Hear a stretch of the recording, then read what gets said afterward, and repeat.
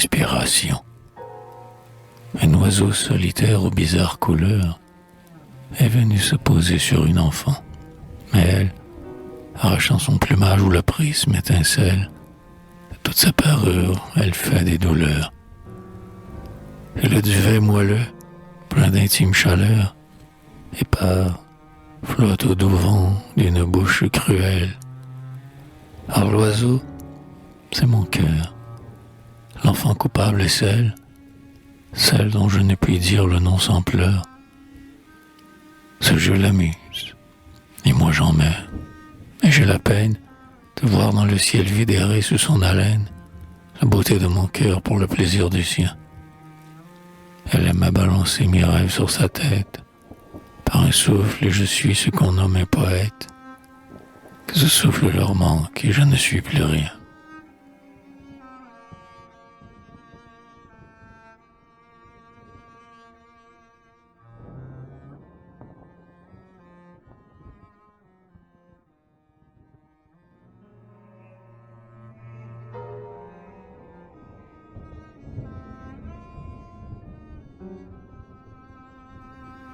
La folle, errante, elle demande aux enfants d'alentour une fleur qu'elle a vue un jour en Allemagne, frêle, petite et sombre, une fleur de montagne, au parfum pénétrant comme un aveu d'amour.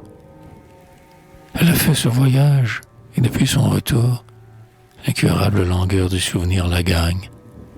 Sans doute un charme étrange et mortel accompagne cette fleur qu'elle a vue en Allemagne un jour. Elle dit qu'en baisant la corolle on devine un autre monde, un ciel, à son odeur divine. On y sent l'âme heureuse et chère de quelqu'un. Plusieurs s'en vont chercher la fleur qu'elle demande. Mais cette plante est rare et l'Allemagne est grande. Cependant elle meurt du regret d'un parfum.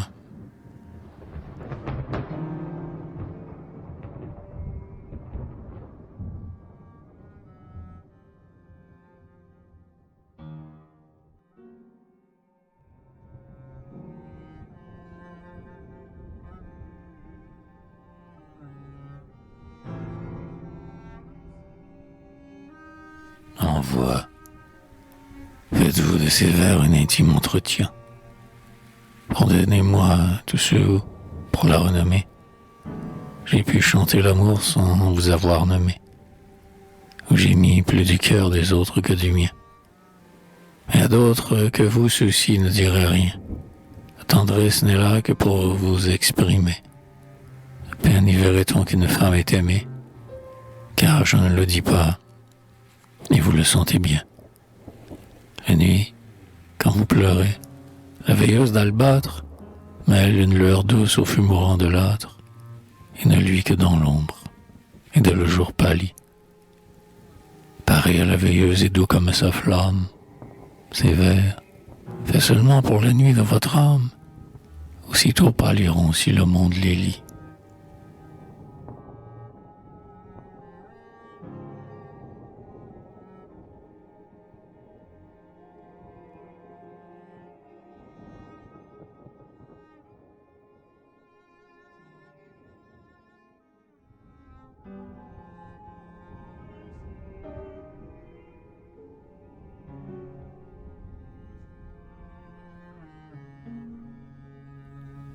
Les Danaïdes, toutes, portant l'amphore, une main sur la hanche, Théano, Khalidi, Amimone, Agavée, esclaves d'un labeur sans cesse inachevé, courent du puits à l'urne où l'eau vaine s'épanche.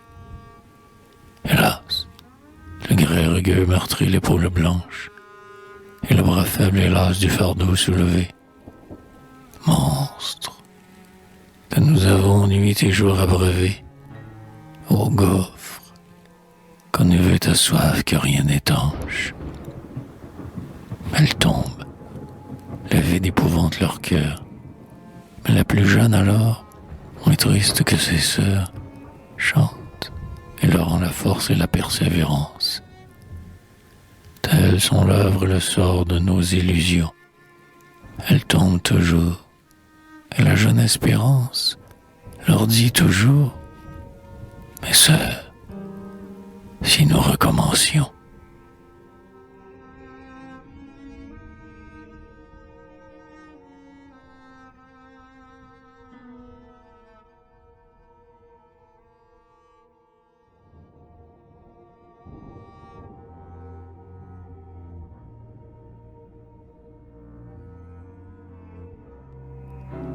Conseil. Pour vous, enfants, le monde est une nouveauté. De l'ornie vos vertus, colombes inquiètes, regardent en tremblant les printanières fêtes et cherchent le secret d'y vivre en sûreté. Le voici. N'aimez l'or que pour sa pureté. N'aimez que la candeur dans vos blanches toilettes. Et si vous vous posez au front des violettes, aimez la modestie en leur simple beauté. Qu'ainsi votre parure à vos yeux soit l'emblème de toutes les vertus qui font la grâce même, ce geste aisé du cœur dont le luxe est jaloux, qu'au retour d'un bal innocemment profane, quand vous dépouillerez l'ornement qui se fane, rien ne tombe avec lui de ce qui plut en vous.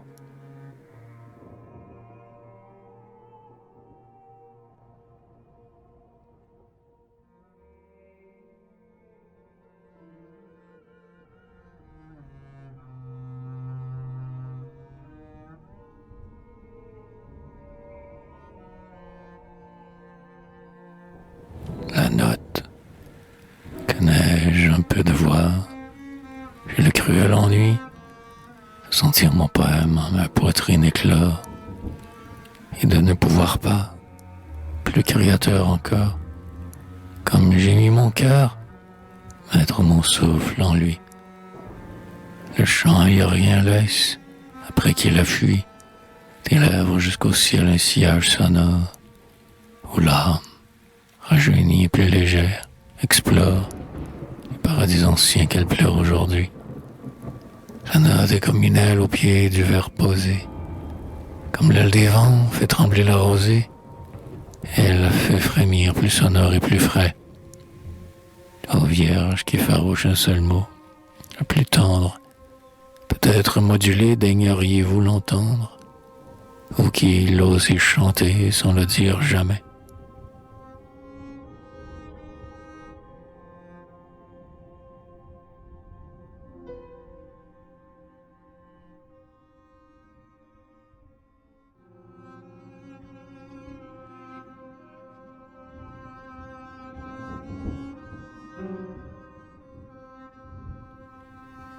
Inquiétude.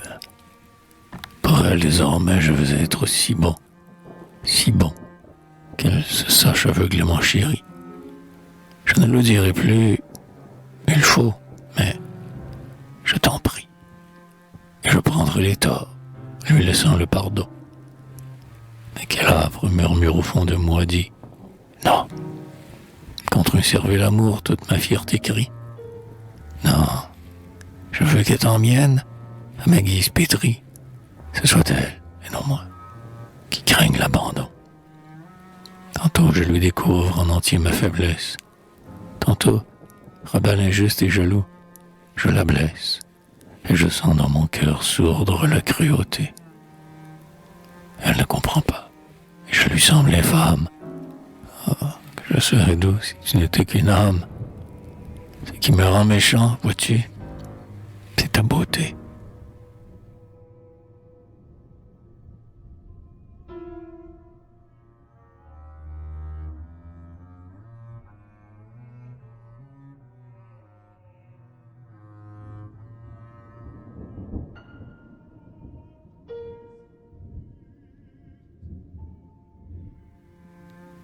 Trahison. Quand on a tant aimé, c'est un heureux réveil. Tu t'es cru dans un nid semblable au nid des haies, caché, sûr et profond. Vain songe. Tu t'effraies d'avoir osé dormir ce dangereux sommeil. La foi, bonne ou mauvaise, a donc un front pareil. Tu ne veux même plus croire les larmes vraies. Et si l'amitié cherche à te penser tes plaies, ton désespoir viril arrache l'appareil. Tu goûtes l'âcreté de l'insulte récente. Gonflé de sa douleur en niant qu'il la sente, ton grand cœur se console à la bien soutenir. Mais tu veux garder vivace ta rancune, marche au soleil et fuis les pâles clairs de lune, et crains plus que la mort ton plus doux souvenir.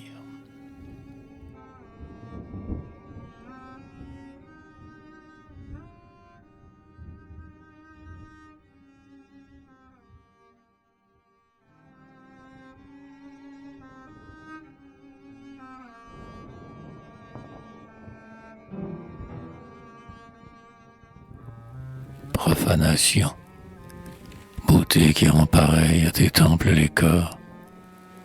Es-tu donc à ce point pour les dieux conspués de descendre du ciel sur la prostituée, de prêter ta splendeur vivante à des cœurs morts,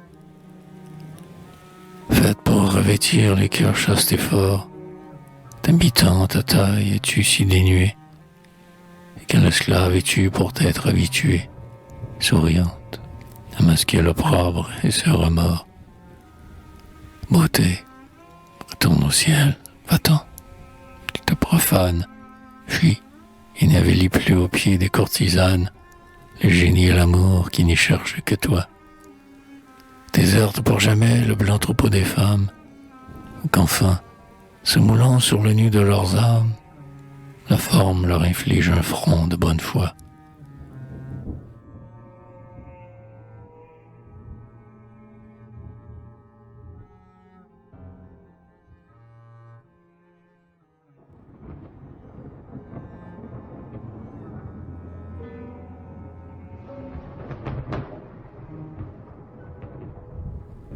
On prodigue, le cœur n'est pas fragile, il est fait d'or solide, plus odieux que, pareil à l'amphore de grès, il ne servit qu'un temps et fut poussière après. Mais il ne s'use point aux douleurs, il se vide. Au bord, la volupté rôde toujours avide. Frère, ne permets pas qu'elle y boive à long trait, garde sévèrement ce qu'il contient de frais. Trésor 20 ans accru qu'une nuit dilapide. Sois avare de lui, malheur en l'insensé, qui, portant ce beau vase rouge bacchanal, en perd le baume au pied des idoles banales. Il sent un jour, sincère et traître fiancé, les lèvres d'une vierge à son cœur se suspendre, et son cœur grand ouvert n'a plus rien à répandre.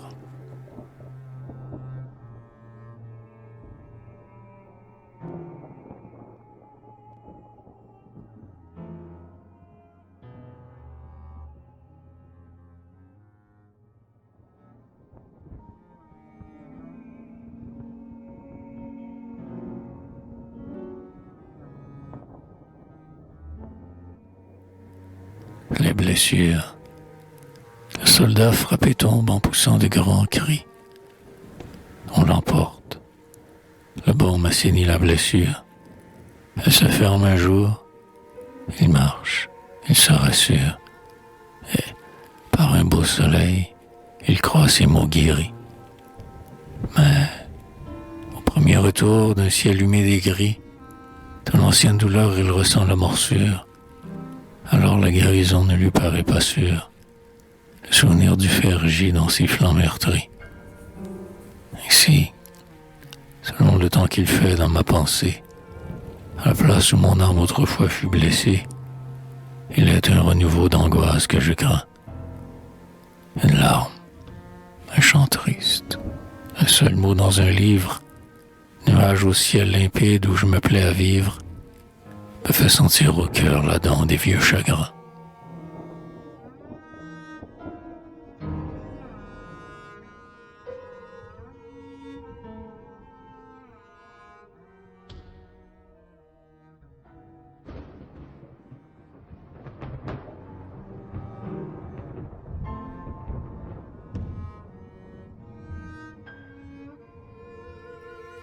Fatalité.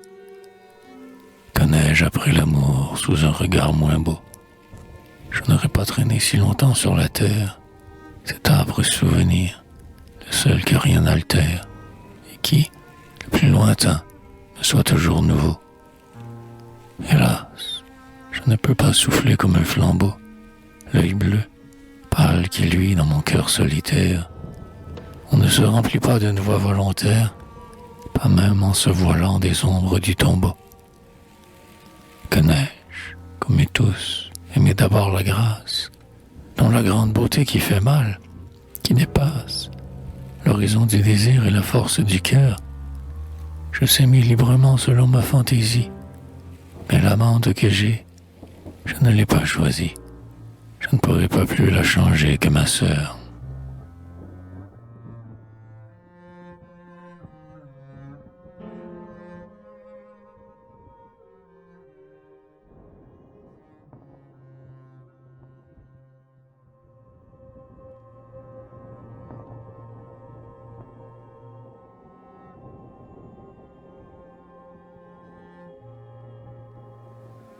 Où vont-ils? Ceux qui sont morts d'amour ne montent pas au ciel. Ils n'auraient plus les soirs, les sentiers, les ravines. Ils n'écouteraient pas, aux demeures divines, un miel qui dut baiser puis effacer le miel. Ils ne descendent pas dans l'enfer éternel, car ils se sont brûlés aux lèvres purpurines, et l'ongle des démons fouille moins les poitrines que le doute incurable et le dédain cruel. Où vont-ils? Quel plaisir, quelle douleur suprême pour ceux-là, si les cœurs au tombeau sont les mêmes, passeront les douleurs et les plaisirs sentis. Comme ils ont eu l'enfer et le ciel dans leur vie, l'infini qu'on redoute et celui qu'on envie, ils sont morts jusqu'à l'âme, ils sont anéantis.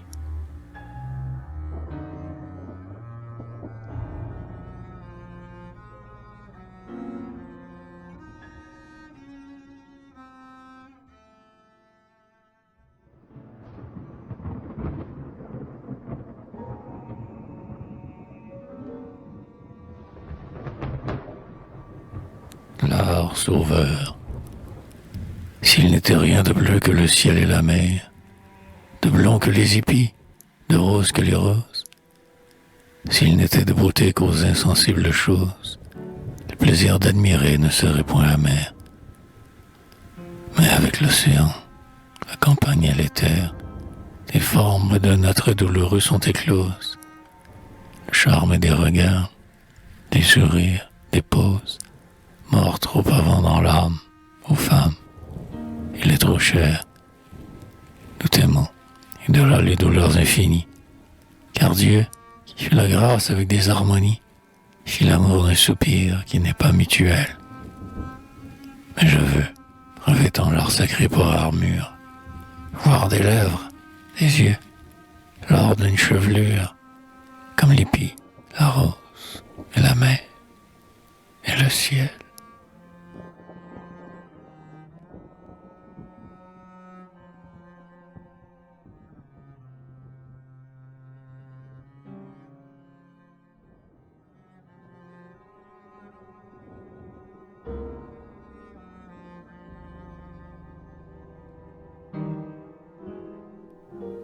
Sépulture.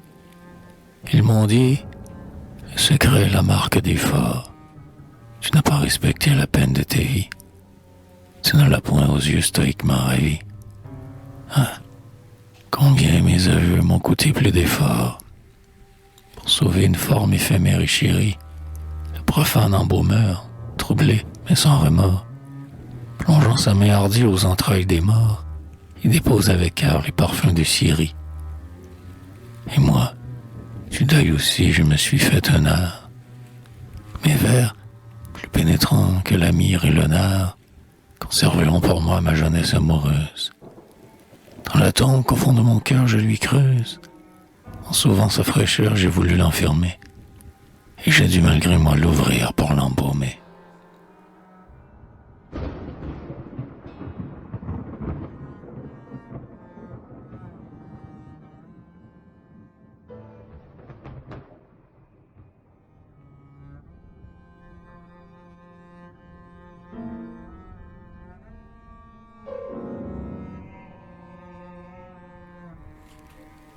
Piété hardie, vrai Dieu, si quelque part dans un monde écarté, j'eusse grandi tout seul, nourri par une chèvre, sans maître, bégayant du cœur et de la lèvre, par l'esprit les yeux éplant la clarté, j'aurais pu dans tes bras jouer en liberté, tes robustes plaisirs dont l'étude me sèvre, religieux debout et curieux sans fièvre, je n'aurais pas perdu la paix et la fierté.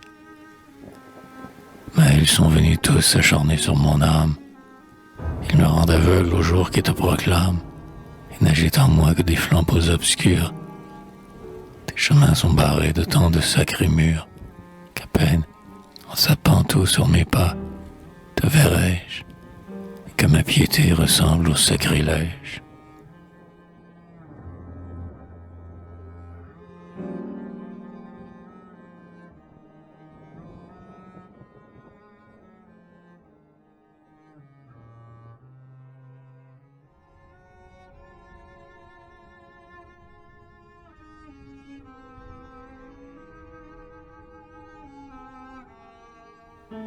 La prière. Je voudrais bien prier. Je suis plein de soupirs. Ma cruelle raison veut que je les contienne. Ni les vœux suppliants d'une mère chrétienne, ni l'exemple des saints, ni le sang des martyrs. Ils n'ont besoin d'aimer, ni mes grands repentirs, ni mes pleurs n'obtiendront que la foi me revienne. C'est une angoisse impie et sainte que la mienne. Mon doute insulte en moi le Dieu de mes désirs. Pourtant je veux prier. Je suis trop solitaire. Voici que j'ai posé mes deux genoux à terre. Je vous attends, Seigneur. Seigneur, êtes-vous là? Je vais vous joindre les mains et le front sur la Bible, redire le credo que ma bouche est plat. Je ne sens rien du tout devant moi. C'est horrible.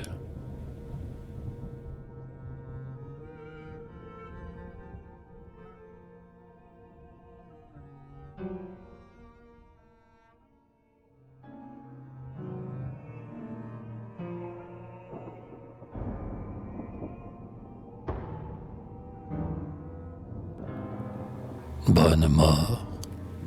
Le fait dont j'attends l'âme et céleste reflet. Mais rien n'est plus suave au cœur que l'évangile. Délicat embaumeur de la raison fragile. Il sent la myrrhe. Il coule aussi d'eau que le lait. Dans si pure leçon, rien n'est prouvé. Tout plaît.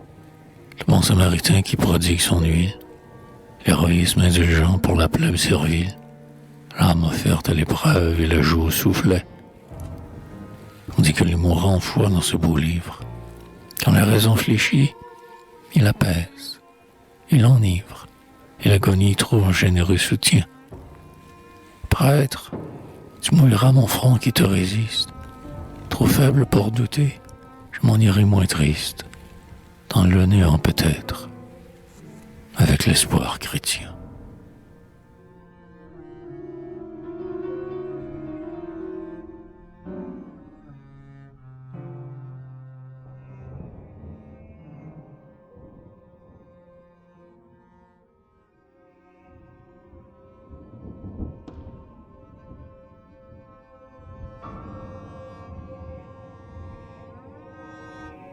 La grande ours.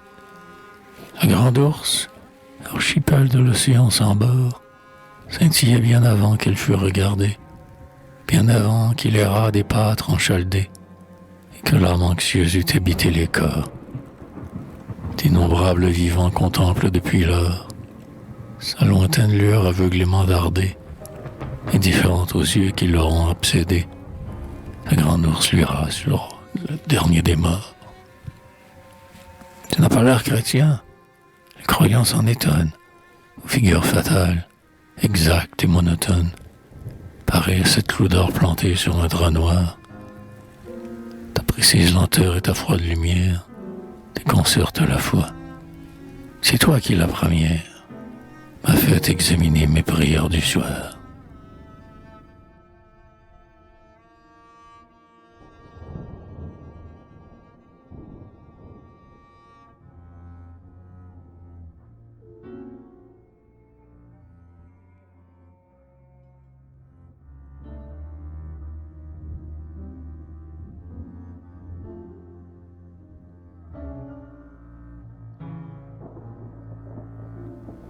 cri perdu. Quelqu'un m'est apparu très loin dans le passé. C'était un ouvrier des hautes pyramides, adolescent perdu dans ces foules timides, qui creusaient le granit pour Khéops s'entasser. Alors ses genoux tremblaient. Il pliait, arrêté, sous la pierre, surcroît au poids des cieux torrides. L'effort gonflait son front et le creusait de rides. Il cria tout à coup comme un arbre cassé. Ce cri fit frémir l'air, ébranla les terres sombres, monta, puis atteignit les étoiles sans nombre, où l'astrologue lit les jeux tristes du sort. Il monte, il va, cherchant les dieux et la justice, et depuis 3000 ans sous l'énorme bâtisse, dans sa gloire, Khéops inaltérable dort.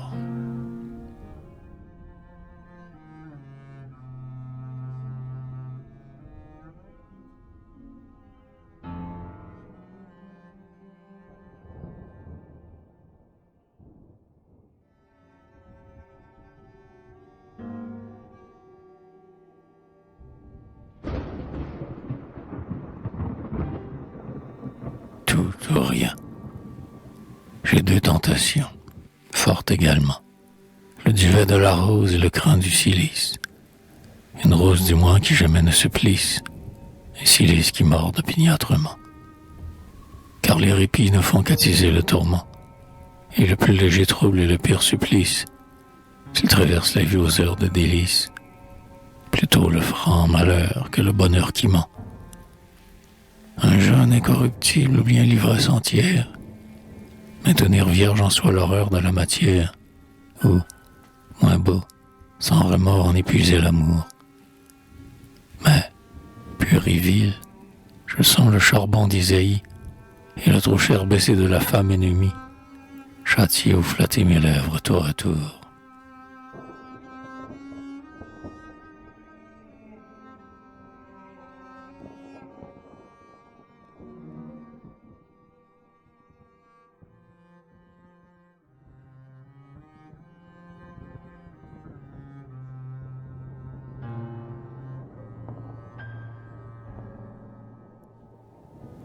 La lutte. Chaque nuit, tourmenté par un doute nouveau, je provoque le sphinx et j'affirme mes génies. Plus terrible se dresse aux heures d'insomnie, l'inconnu monstrueux qui hante mon cerveau. En silence, les yeux grands ouverts, sans flambeau, sur le géant je tente une étreinte infinie. Et dans mon lit étroit, d'où la joie est bannie, je lutte sans bouger, comme dans un tombeau. Parfois ma mère vient, lève sur moi sa lampe, et me dit, en voyant la sueur qui maintenant rampe, « Souffres-tu, mon enfant? Pourquoi ne dors-tu pas ?» Je lui réponds, ému de sa bonté chagrine, une main sur mon front, l'autre sur ma poitrine. « Avec Dieu cette nuit, mère, j'ai des combats. »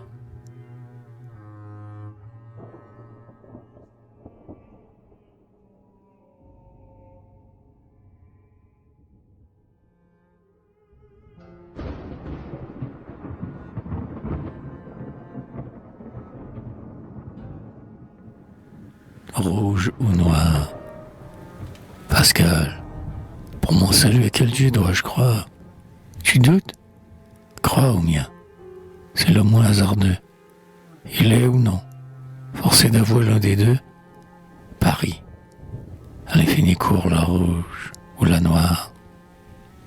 J'ai réussi le plaisir pour l'immortelle gloire. Contre l'éternité, le plus grand des enjeux, d'exposer qu'une vie est certes avantageux.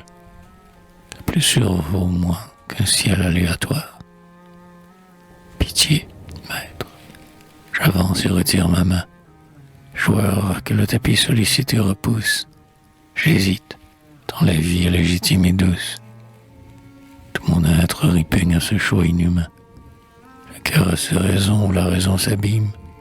Et dans quelques les faux, si je m'en sens victime.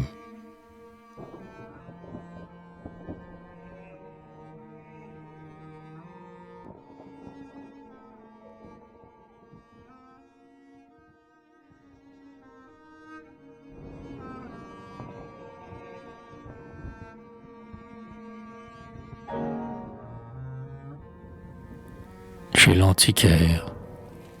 Entre mille débris au hasard amassés, un Christ en vieille ivoire, exposé dans la rue, jette l'adieu suprême à sa foi disparue et s'enfuir ses genoux infiniment lassés. En face, une Vénus, gloire des arts passés, sort de la draperie à ses flancs retenus. Naturelle et divine, offrant sa beauté nue, sans bras, pareil au tronc de lierre enlacé. La volupté sereine et l'immense tendresse, passant ferré n'offre plus de caresses. L'une a les bras cloués, l'autre les bras rompus.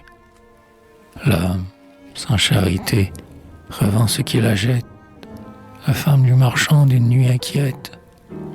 Les beaux embrassements ne se prodiguent plus.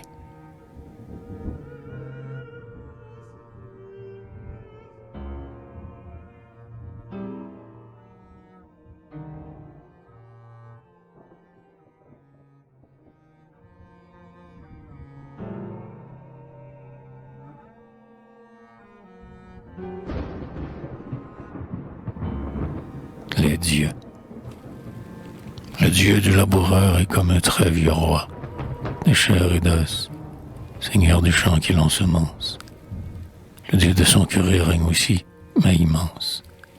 3 fois unique, esprit, fils et père de soi. Le déi se contemple un pur je ne sais quoi, lointain, par qui le monde, en s'ordonnant, commence.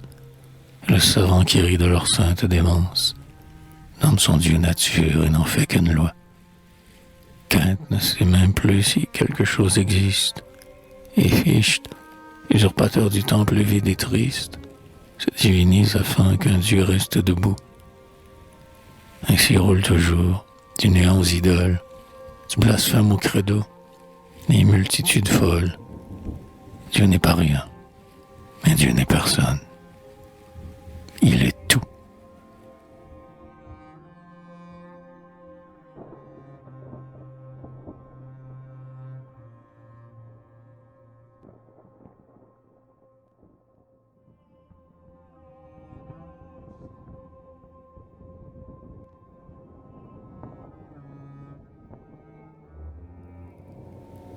Un bonhomme. C'était un homme doux, de chétive santé, qui, tout en polissant des verres de lunettes, mit l'essence divine en formule très nette, si nette que le monde en fut épouvanté. Ce sage démontrait avec simplicité que le bien et le mal sont d'antiques sornettes, et les livres mortels d'humbles marionnettes, dont le fil est aux mains de la nécessité. Pieux admirateur de la Sainte Écriture, il ne voulait pas voir un Dieu contre nature, à quoi la synagogue en rage s'opposa. Loin d'elle, polissant des verres de lunettes, il aidait les savants à compter les planètes. C'était un homme doux, Baruch de Spinoza.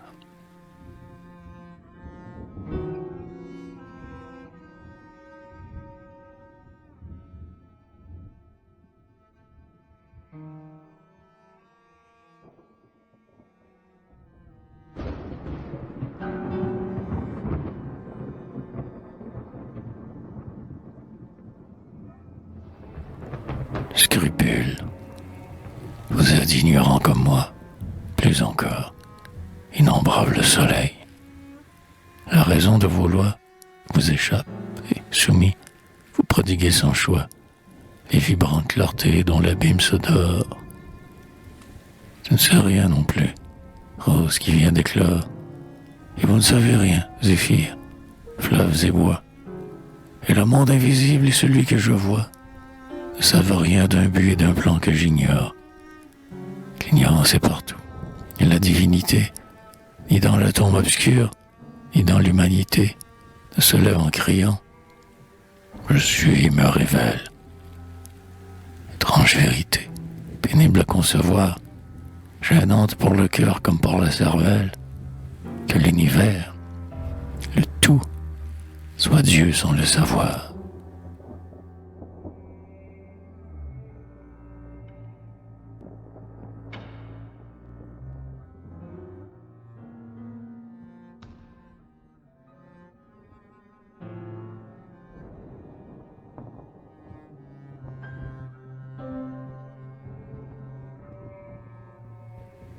confession. Un de mes grands péchés me suivait pas à pas, se plaignant de vieillir dans un lâche mystère. Sous la dent du remords, il ne se pouvait taire, et parlait haut tout seul, quand je n'y veillais pas. Voulant du lourd secret dont je me sentais las, me soulager au sein d'un bon dépositaire, j'ai, pour trouver la nuit, fait un trou dans la terre, et là j'ai confessé ma faute à Dieu, tout bas. Heureux le meurtrier capsule la main d'un prêtre, il ne voit plus le sang épongé reparaître, à l'heure ténébreuse où le coup fut donné. J'ai dit un moindre crime à l'oreille divine, où je l'ai dit, sa terre a fait croître une épine, et je n'ai jamais su si j'étais pardonné.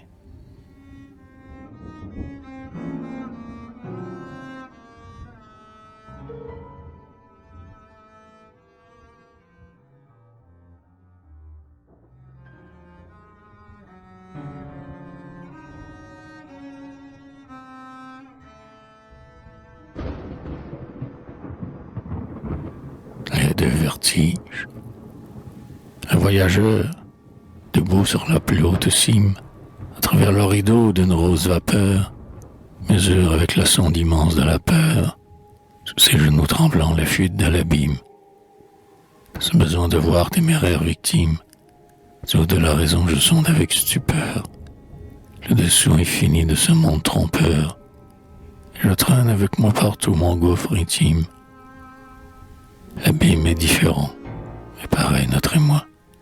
Le grand vide, attirant le voyageur, l'étonne. Sollicité par Dieu, j'ai des éclairs d'effroi. Mais lui, sans vertige, il ne surprend personne. On trouve naturel qu'il pâlisse et frissonne. Et moi, j'ai l'air d'un fou. Je ne sais pas pourquoi.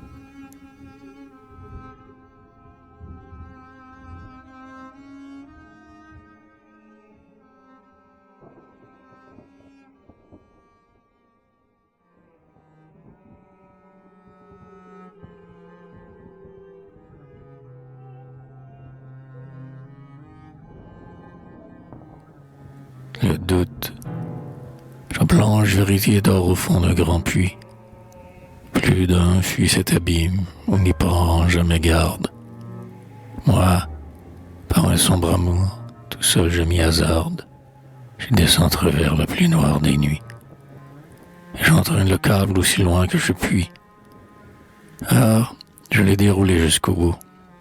Je regarde, et, les bras étendus, la prunelle à garde, je sais sans rien voir ni rencontrer d'appui. Elle est là cependant. Je l'entends qu'elle respire. Mais, pendule éternelle que ses puissances attirent, je passe et je repasse et tâte l'ombre en vain. Ne pourrais-je allonger cette corde flottante, ni remonter au jour dans la gaieté m'attente, et dois-je dans l'horreur me balancer sans fin?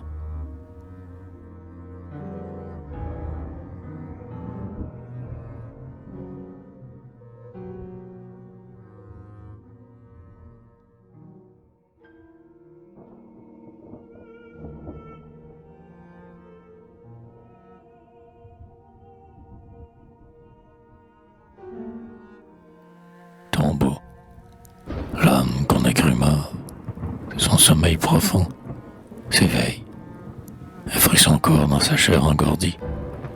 Il appelle, personne, et sa plainte assourdie lui semble retomber d'un étrange plafond. Seul dans le vide épais que les ténèbres font, il écoute, et, roulant, pleine de léthargie, sa prunelle par l'ombre et la peur élargie, il sent éperdument l'obscurité sans fond. Personne. Se dresser faible et lent, il s'apprête. Et voilà que des pieds, des reins de la tête, horreur, il a heurté ses planches à la fois. Dors, ne te dresse plus vers le haut empiré. Oh, mon âme, retiens ton essor et ta voix, pour ne pas te sentir toute vive enterrée.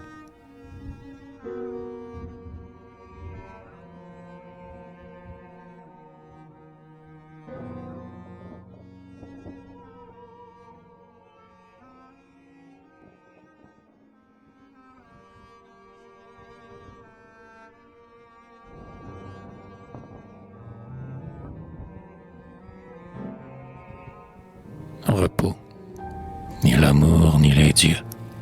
Ce double mal nous tue. Je ne poursuivrai plus la guêpe du baiser.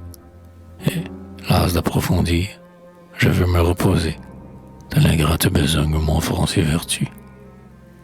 Ni l'amour ni les dieux, qu'enfin je m'habitue à ne sentir jamais le désir m'embraser, ni l'éternel secret des choses m'écraser, qu'enfin je sois heureux, que je vive en statue. Comme un terme habitant sa gaine avec plaisir, il emprunte une vie auguste à la nature, une mousse lui fait sa verte chevelure, un liseron lui fait des lèvres sans soupir, une feuille à son cœur, un lierre ami, ses hanches, et ses yeux souriants sont faits de deux pervenches.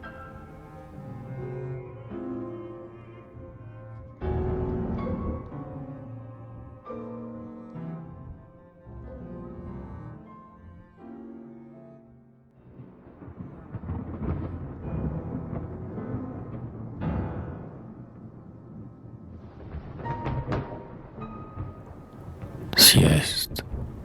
Je passerai l'été dans l'herbe, sur le dos, la nuque dans les mains, les paupières mi-closes, sans mêler soupir la laine des roses, et troubler le sommeil léger des clairs échos.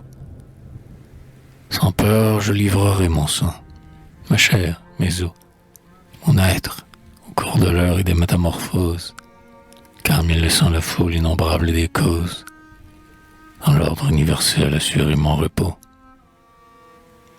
Sur le pavillon d'or que le soleil déploie, mes yeux boiront l'éther, dont l'immuable joie filtrera dans mon âme au travers de mes cils. Et je dirai, songeons aux hommes, que font-ils? Et le ressouvenir des amours et des haines me bercera, pareil au bruit des mers lointaines.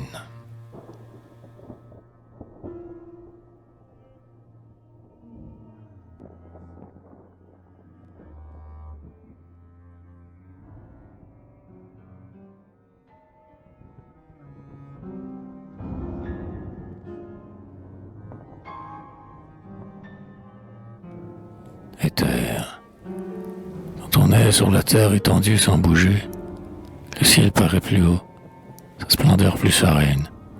On aime à voir, au gré d'une insensible haleine, dans l'air sublime fuir un nuage léger. Et tout ce qu'on veut, la neige d'un verger, un archange qui plane, une écharpe qui traîne, ou le lait bouillonnant d'une coupe trop pleine. On le voit différent sans l'avoir vu changer. Puis un vague lambeau lentement s'en détache, s'efface, puis un autre. Et l'azur lui s'entache, plus vif, comme l'acier qu'un souffle avait terni. Tel change incessamment mon être avec mon âge. Je ne suis qu'un soupir animant un nuage. Et je vais disparaître, et pars dans l'infini.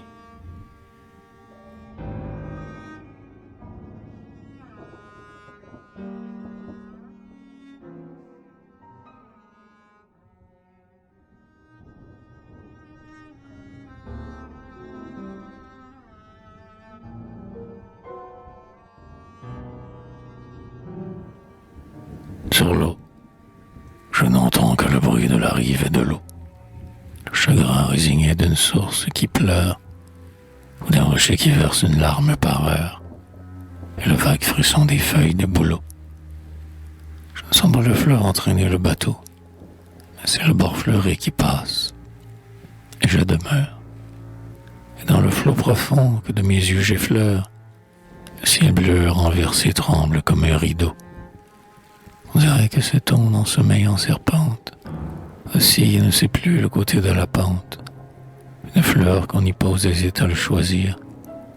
Et, comme cette fleur, tout ce que l'homme envie peut se venir poser sur le flot de ma vie, sans désormais m'apprendre où penche mon désir.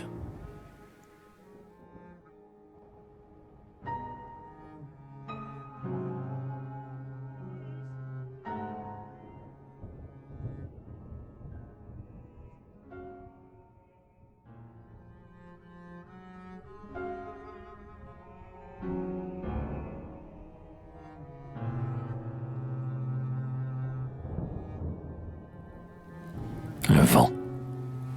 Il fait grand vent. Le ciel roule de grosses voix. Des géants de vapeur y semblent se poursuivre. Les feuilles mortes fuient avec un bruit de cuivre. On ne sait quel troupeau hurle à travers les bois. Et je ferme les yeux et j'écoute.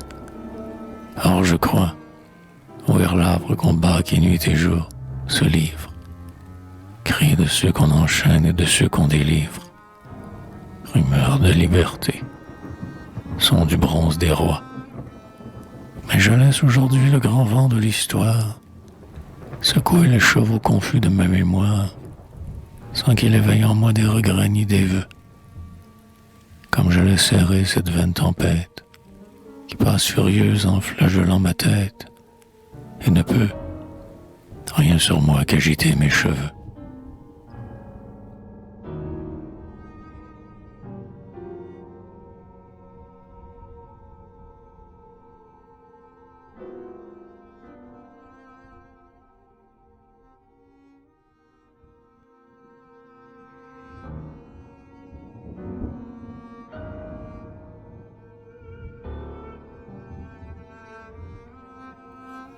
Aura prima. Salut le jour dès avant mon réveil. Il colorait déjà ma pesante paupière, et je dormais encore, mais sa rougeur première a visité mon âme à travers le sommeil. Pendant que je gisais immobile, pareil, aux morts seraient sculptés sur les tombeaux de pierre, sous mon front se levaient des pensées de lumière, et, sans ouvrir les yeux, j'étais plein de soleil. Le frais et pur salut des oiseaux à l'aurore, confusément perçu, rendait mon cœur sonore, et j'étais embaumé d'invisibles lilas. Hors du néant, mais loin des secousses du monde, un moment j'ai connu cette douceur profonde, de vivre sans dormir tout en ne veillant pas.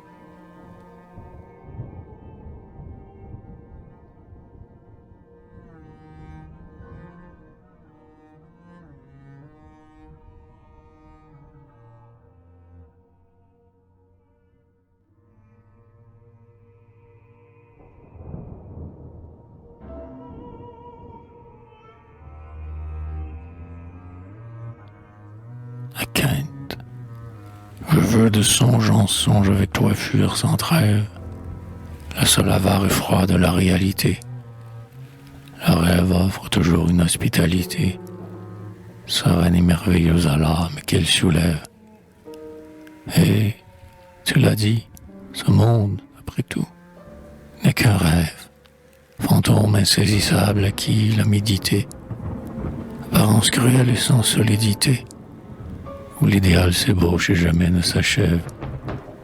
Chaque sens fait un rêve, harmonie et parfum, saveur, couleur, beauté, toute forme en est un. L'homme à ses spectres vains prête un corps qu'il invente. Ému, je ne sais rien de la cause émouvante. C'est moi-même ébloui que j'ai nommé le ciel, et je ne sens pas bien ce que j'ai de réel.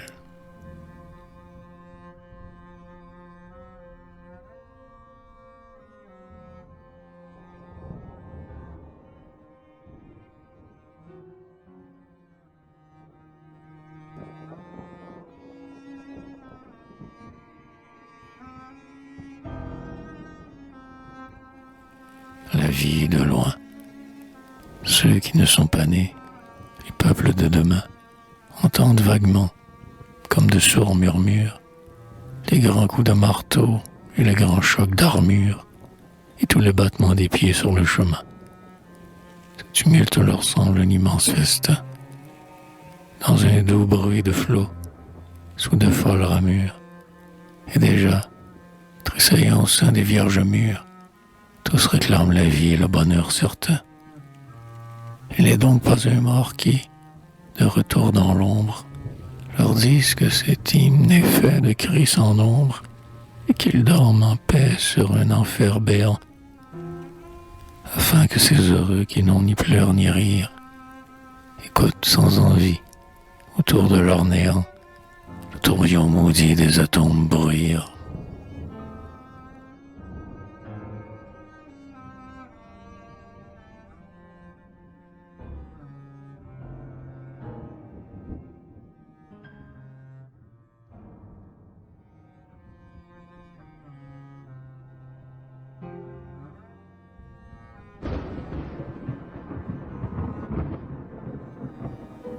mes ailes. Grand ciel, tu me témoins que j'étais tout enfant, quand par terre méritée j'ai demandé des ailes, convoitant de si bas les voûtes éternelles, mes vœux n'altéraient pas ton calme triomphant.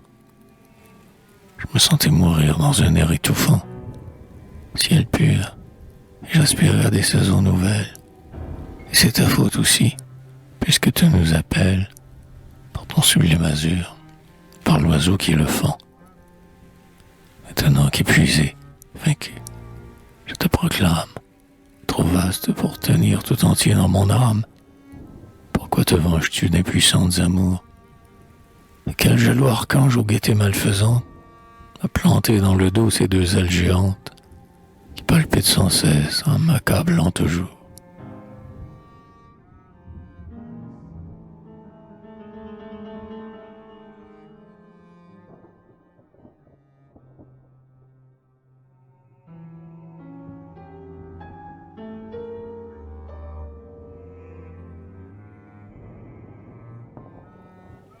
Dernières vacances.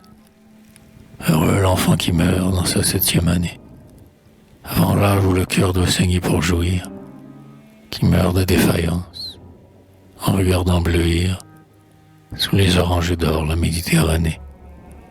On ne tient plus son âme aux leçons enchaînées, et, libre de s'éteindre, il croit s'épanouir.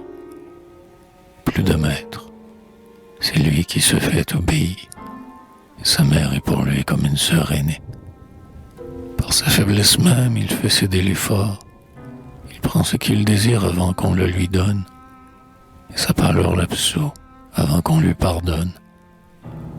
Indocile et choyé, paresseux sans remords, c'est en suivant des yeux la fuite d'un navire qu'un soir, pendant qu'il rêve un voyage, il expire.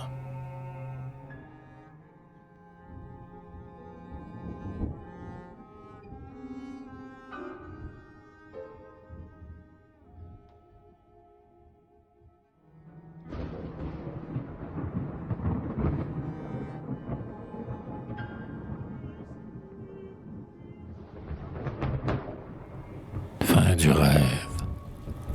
Le rêve, serpent traître éclos dans le duvet, roule autour de mes bras une flotteuse entrave. Sur mes lèvres distille un filtre dans sa bave, et m'amuse aux couleurs changeantes qu'il revêt. Depuis qu'il est sorti de dessous mon chevet, mon sang glisse figé comme une tiède lave. Ses nœuds me font captif et ses regards esclaves, et je vis comme si quelque autre en moi vivait. Mais bientôt j'ai connu le mal de sa caresse. Vainement je me tords sous son poids qui m'oppresse. Je retombe et ne peux me défaire de lui.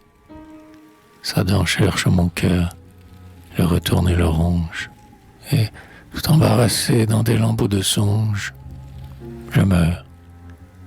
Ô monstre lourd, qui donc es-tu? L'ennui.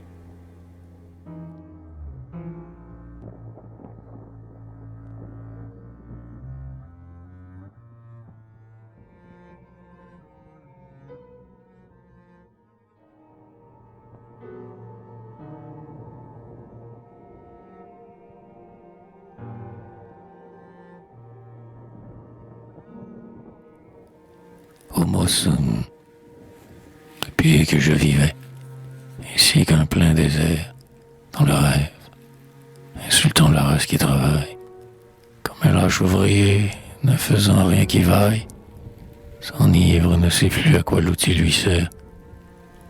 Un soupir, ni du mal autour de moi souffert, est venu des cités et des champs de bataille, poussé par l'orphelin, le pauvre sur la paille, et le soldat tombé qui sent son cœur ouvert. Ah, parmi les douleurs qui dressent en paix sa tente, un bonheur sans rayon joué se contente, stoïque impitoyable en sa sérénité. Je ne puis, ce soupir m'obsède comme un blâme, quelque chose de l'homme a traversé mon âme, et j'ai tous les soucis de la fraternité.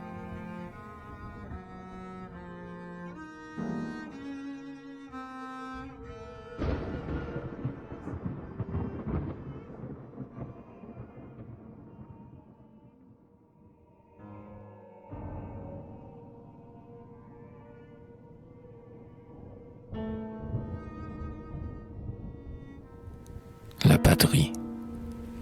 Viens, ne marche pas seul dans un jaloux sentier, mais suis les grands chemins que l'humanité foule. Les hommes ne sont forts, bons et justes qu'en foule. Ils s'achèvent ensemble, aucun d'eux n'est entier. Malgré toi, tous les morts t'ont fait leur héritier. La patrie a jeté le plus fier dans son moule, et son nom fait toujours monter comme une houle. La poitrine aux yeux, l'enthousiasme altier. Viens, il passe au forum un immense zéphyr. Viens, l'héroïsme épars dans l'air qu'on y respire. Secoue utilement les moroses langueurs. Laisse à travers ton luth souffler le vent des âmes, et tes vers flotteront comme des oriflammes, et comme des tambours sonneront dans les cœurs.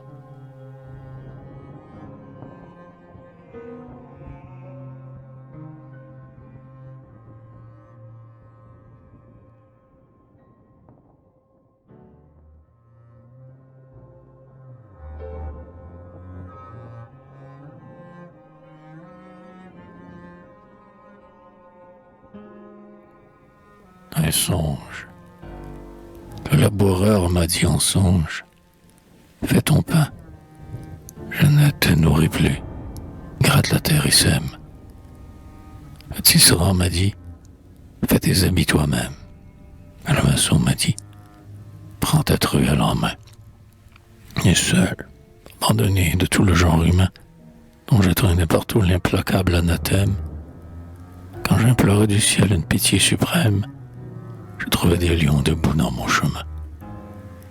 J'ouvris les yeux, doutant si l'aube était réelle. De hardis compagnons sifflaient sur leur échelle. Les métiers bourdonnaient, les champs étaient semés. Je connus mon bonheur et qu'au monde où nous sommes, nul ne se peut vanter de se passer des hommes. Et depuis ce jour-là, je les ai tous aimés.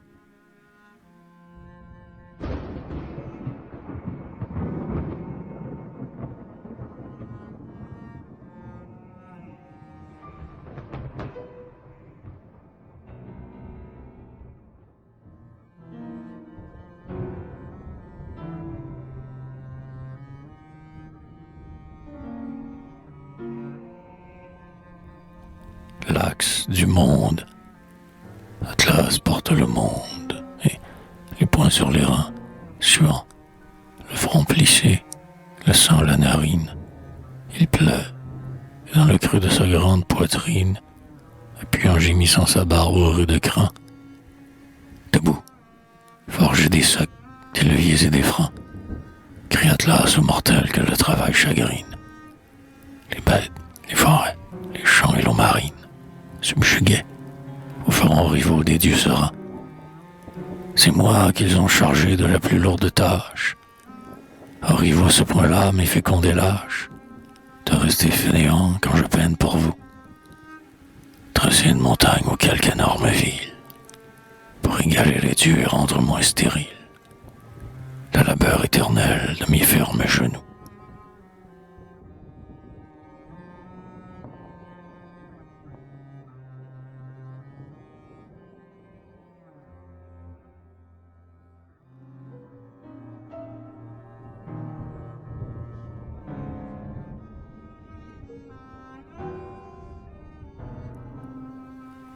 La roue, inventeur de la roue, inconnu de mi-dieu, qui le premier, ployant un souple et fermérable, créa cette œuvre antique, œuvre jamais durable, ce beau cercle qui porte un astre en son milieu.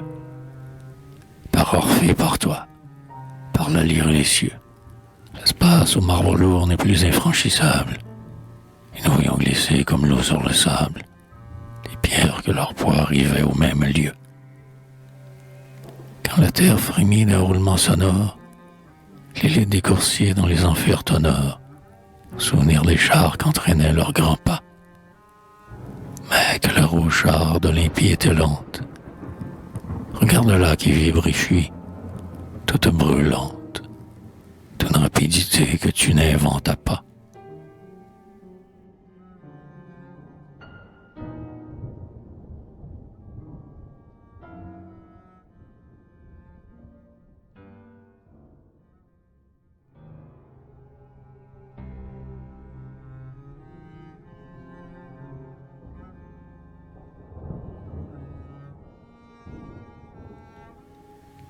fer. Nous avons oublié combien la terre est dure. Au parlant de nos bœufs le fer tranchant du soc, l'entame en retournant le chaume et la verdure, la divise et soulève un gros et large bloc. Ce labeur dont les mains saignaient, le fer l'endure, plus souple que l'ormeau, plus ferme que le roc. Il tient sans trahison tant que sa tâche dure, patient sous l'effort, inaltérable au choc. Oh, vous tous, bienfaiteurs par amour génie, de tous les temps, de race maudite ou bénie, sans choix je vous salue, et, si j'osais trier, j'admirerais surtout les nouveaux qu'on renomme, mais je proclamerais premier sauveur de l'homme, du Balkan, l'enfant du premier meurtrier.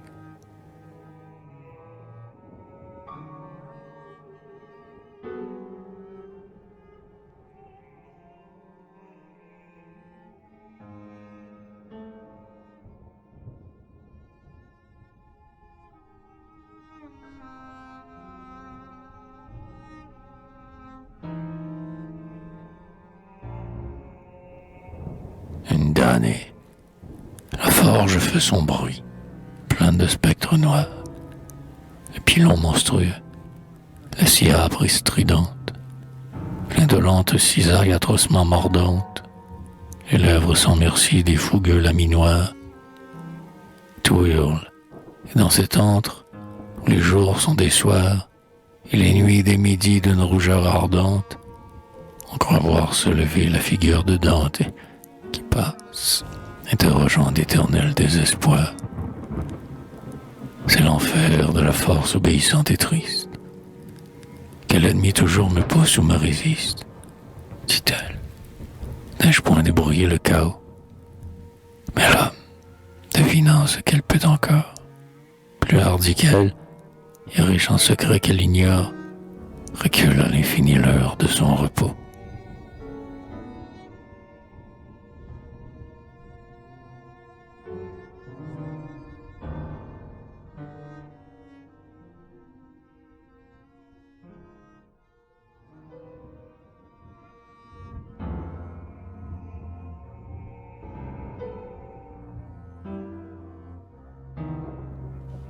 L'épée.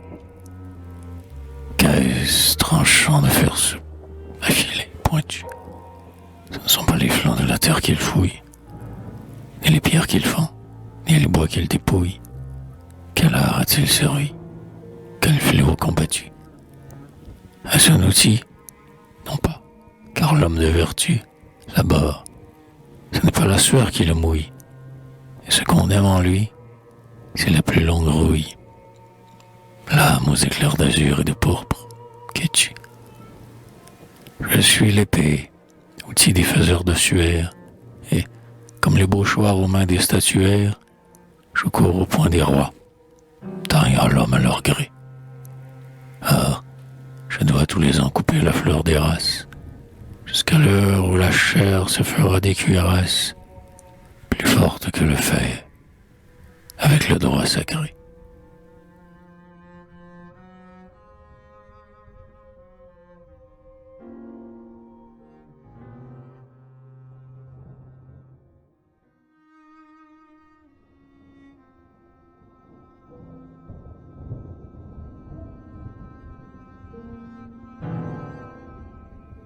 Au conscrit, tant que vous marcherez sous le soleil des plaines, par les mauvais chemins poussant les lourds canons, aux frères dont les rois ne savent pas les noms, et qui ne savaient rien de leur subtile haine, tant qu'au hasard frappé par les armes lointaines, parmi la mêlée aveugle et sans pardon, vous mourrez dans l'horreur de tous les abandons, altérés rêvant aux natales fontaines. Nous lutterons aussi, nous qui sommes restés. Nous n'achèterons plus de larges voluptés aux fils des paysans vainement économes. Mais nous travaillerons, tourmentés de remords, d'avoir payé le sang des autres jeunes hommes. Peut-être aurons-nous nos blessés et nos morts.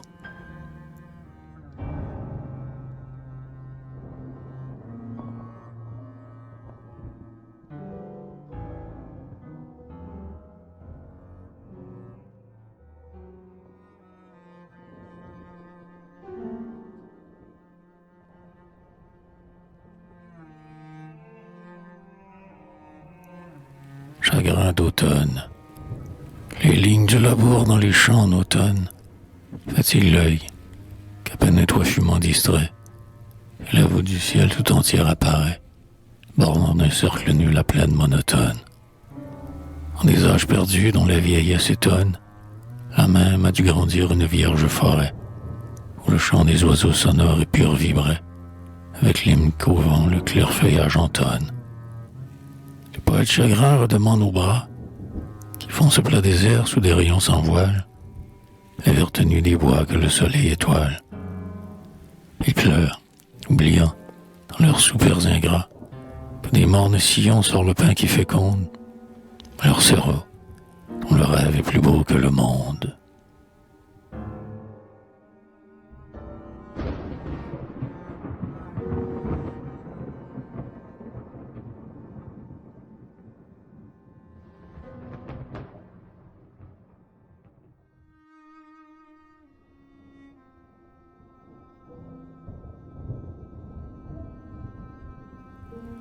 Dans l'abîme, le fond de l'océan ravit l'œil des sondeurs, mystérieux printemps, Éden multicolore, qui tressaille en silence et ne cesse d'éclore, au frais courant, zéphyr des glauques profondeurs.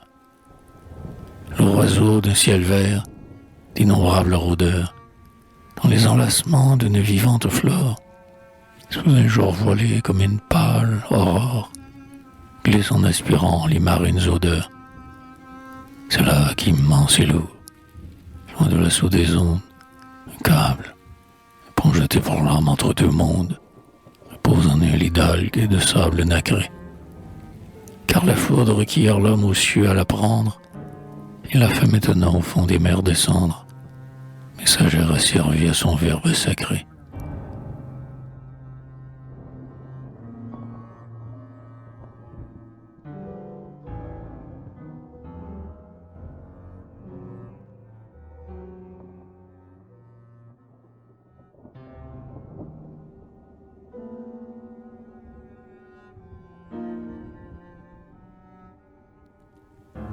En avant. Il est donc vrai, la terre est si vieille. Oh, raconte, comment elle a trouvé son solide contour. Le vaporeux chaos sa lutte avec le jour, l'universelle mer, le sol herbeux qui monte, l'affreux serpent ailé, le pesant mastodonte, puis l'air pur, le ciel bleu, la rose, Ève, l'amour, le monde entier, qui marche en avant sans retour, appelant et certain que son écorce compte. Dis-moi surtout, dis-moi qu'il ne sait point lasser, qu'il aspire du fond d'un éternel passé, au terme indéfini de sa beauté future, au savant curieux, mais dur, qui souleva l'élan chaud encore de la vive nature. Prouve au moins l'idéal, si tu ne le sens pas.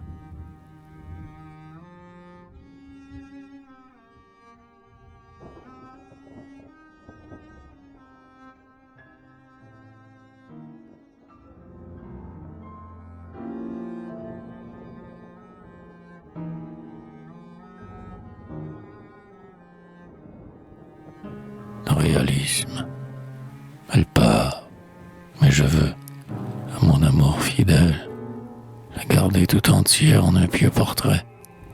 Portrait naïf où rien ne me sera soustrait. Des grâces, des défauts, chers aussi, du modèle. Arrière les pinceaux, sur la toile cruelle, le profane idéal du peintre sourirait. C'est elle que je veux, c'est elle très portrait, belle d'une beauté que seul je vois en elle. Mais, ô soleil, ami qui la connaît le mieux, qui prête à son cœur, quand nous sommes ensemble, tes rayons les plus purs pour luire dans ses yeux. Artiste dont la main ne cherche ni ne tremble, viens toi-même au miroir que je t'offre imprimé. Chacun de ces rayons qui me le font aimer.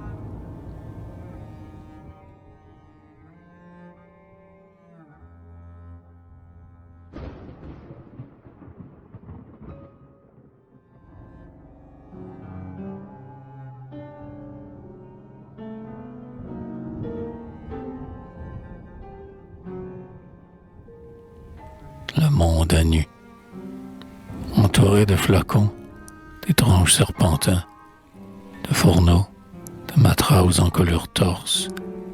Les chimistes sont dans les caprices des forces, leur imposent avec art des rendez-vous certains. Ils règlent leurs amours jusqu'à le clandestin, devinent et fait agir leurs secrètes amorces, les unit, les provoquent de brusques divorces, et guident utilement leurs aveugles destins. Apprends-moi donc à lire au fond de tes cornues, au sage qui sait voir les forces toutes nues, l'intérieur du monde au-delà des couleurs. De grâce, introduis-moi dans cet obscur empire, cette réalité sans voile que j'aspire, trop belle, d'apparence et féconde en douleur.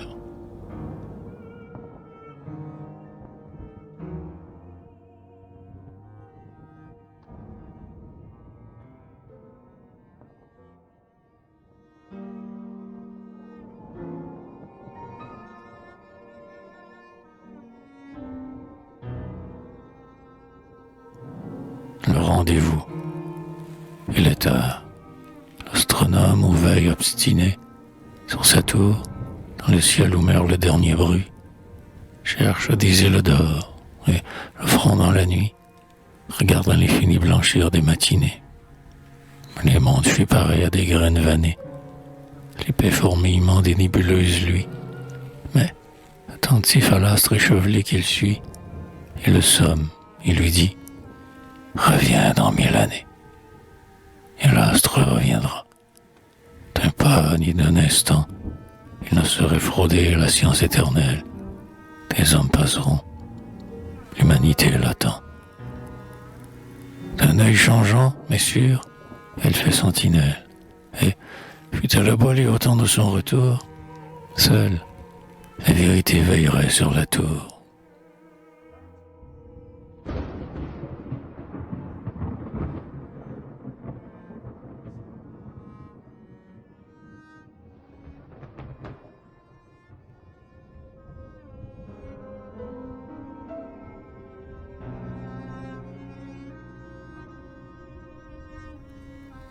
Les téméraires. Du pôle, il va tenter les merveilleux hivers. Il part, le grand navire, une puissante enflure, où souffle un bon vent lève étant la voilure.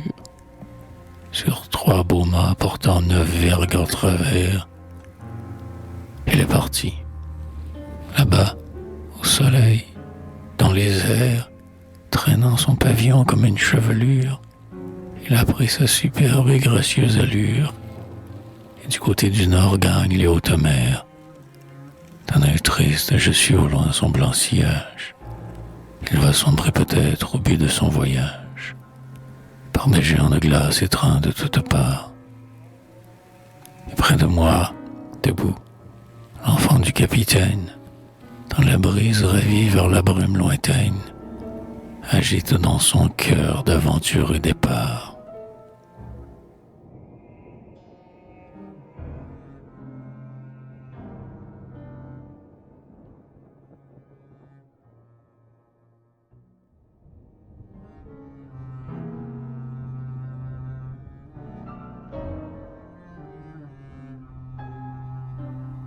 La joie. Pour une heure de joie unique et sans retour, de larmes précédées, de larmes suivies. Pour une heure tu dois aimer la vie. Quel homme, une heure au moins, n'est heureux à son tour. Une heure de soleil fait bénir tout le jour, et quand ta main serait tout le jour asservie, une heure de tes nuits ferait encore envie aux morts qui n'ont plus même une nuit pour l'amour. Ne te plains pas, tu vis, plus grand que misérable, et l'univers, jaloux de ton cœur vulnérable, achèterait la joie au même prix que lui. Pour la goûter, si peu que cette ivresse dure, l'aimant acceptera l'éternelle froidure, l'océan dans l'insomnie, le désert, l'ennui.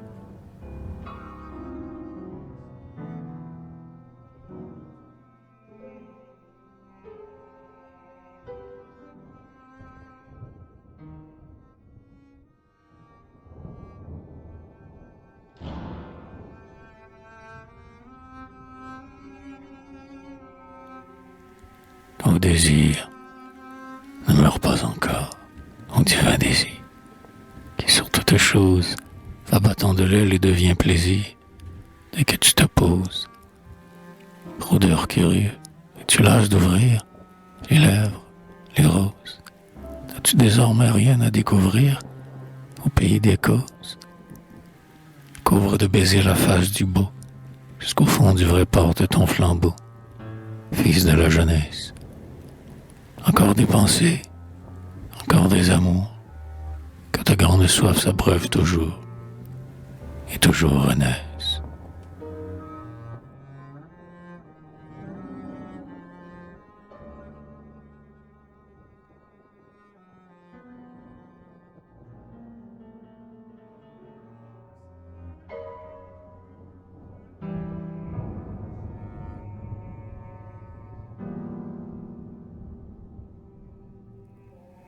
À Auguste Brachet. Ami, la passion du verbe et de ses lois nous obsède tous deux. Toi, d'une oreille austère, tu scrutes savamment le son dépositaire du génie du cœur des hommes d'autrefois. Tu sais sur quel passage appuie au cours la voix, sur quelle fixe règle un mot vibre et s'altère. Moi qui, sans le sonder, jouis de ce mystère, je nombre le langage en comptant sur mes doigts. J'observe à mon insu les lois que tu démontres. Je devine les mots, leur divine rencontre, le secret de leur vie et l'art de les choisir. Échangeons nos travaux pour adoucir nos veilles. Dis-moi la discipline et les mœurs des abeilles, et je recueillerai leur miel pour ton plaisir.